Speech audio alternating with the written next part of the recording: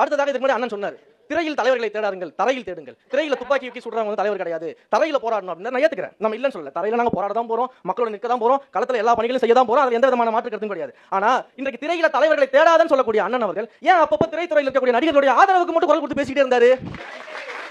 ஐயா ரஜினிகாந்த் அவர்கள் அரசியலுக்கு வரும்போது ஐயா ரஜினிகாந்த் அவர்கள் எடுத்து அந்த மேனிக்கு பேசி விட்டுட்டு உடனே தமிழ்நாட்டில் என் தம்பி விஜய் தான் சூப்பர் ஸ்டார் அப்படின்னு பேசினார்.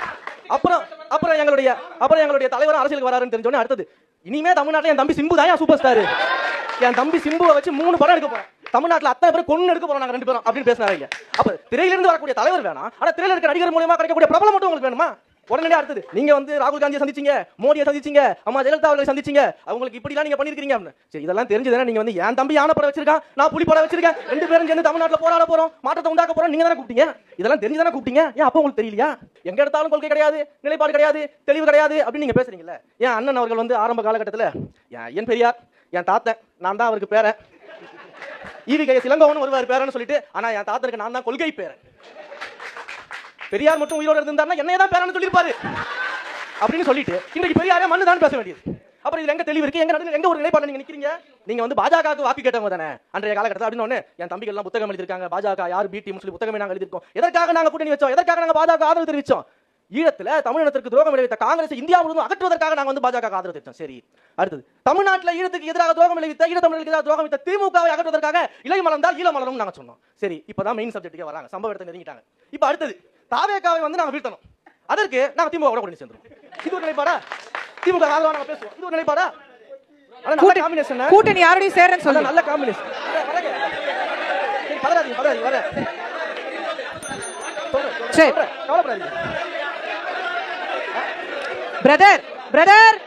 பிரதர் கேக்குதா? உட்காருங்க உட்காருங்க உட்காருங்க உட்காருங்க. என்னன்னா இது? சாரி அண்ணன் சொல்றாங்க.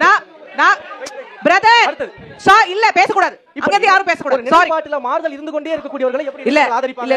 அவங்களோட ஒரே அப்ஜெக்ஷன், அவங்க யாரோடையும் கூட்டணி வைக்கல, நீங்க திமுகவோட கூட்டணி வச்சதா பதிவு பண்ணீங்கன்றது அப்ஜெக்ஷன். திமுகவுக்கு ஆதரவா பேசிட்டு இருக்காங்கன்னு வச்சுக்கலாமா? உட்கார் சரி, ஓகே கண்டினியூ. நம்ம எதை சொல்ல வரோம் முதல்ல புரிஞ்சுக்கங்க. கூட்டணினா வந்து தேர்தல் கூட்டணி மட்டும் தான் இருக்குதா? தேர்தலை தாண்டி ஒரு நட்பு கூட்டணி கிடையாதா? ஏன் அப்படி எதுவும் இருக்க கூடாதா? ஏன் நீங்க அதை வந்து எல்லாமே நீங்க தேர்தல் கூட்டணியாவே எடுத்துக்கிறீங்க? ஒரு நட்பு ரீதியாக ஒரு கூட்டணி இருக்க கூடாதா யாருக்கும்? அப்படி எடுத்துக்கங்க. அது வந்து சொல்றேன், இல்ல நீங்க ஓட்டு கேட்டீங்களா அந்த மாதிரி தான்.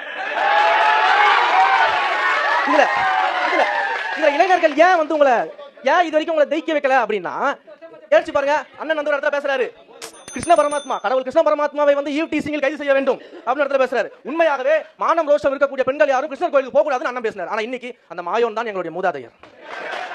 இது அண்ணன் பேசுனது. ஐயா கேப்டன் விஜயகாந்த் பத்தி என்ன பேசினாங்க? நல்ல கண்ண ஐயாவோட கம்பேர் பண்ணி என்ன பேசினாங்க? ஆனா இப்ப என்ன பேசுறாரு? கேப்டன் விஜயகாந்த் அவர்கள் அரசியலில் வேணாலும் ஆட்சியில் வேணாலும் ஆளாம இருக்கலாம், மக்கள் மனதை என்றும் ஆண்டு கொண்டிருக்கிறார். அப்ப இத்தனை மாறுபாடு இருக்கிற நீங்க எங்களை பார்த்து உங்களுக்கு தெளிவில்லை, உங்களுக்கு அரசியல் தெரியல அப்படின்னா, அப்ப நீங்க இதெல்லாம் கத்துக்கிட்டு தானே மாறிட்டு வந்திருக்கீங்க. உங்களுக்கு அந்த காலம் எடுத்துச்சுல, அப்ப எல்லாருக்கும் அந்த காலம் எடுக்கும்ல. நீங்க என்ன வரும்போது எல்லாத்தையும் கத்துக்கிட்டு வந்துட்டீங்களா? அப்ப இத்தனை மாறுபாடு, இத்தனை நிலைப்பாடு நீங்க மாறி இருக்கீங்களே, அதுதானங்க எல்லா கட்சிக்கு பொருத்தம். சரிங்க ஐயா, நான் என்ன கேட்கிறேன், சமீபத்துல கூட அள்ளி விடுற கதெல்லாம் எனக்கு தெரியாதுங்க ஐயா, அதெல்லாம் அண்ணன் கிட்ட கத்துக்கணும்.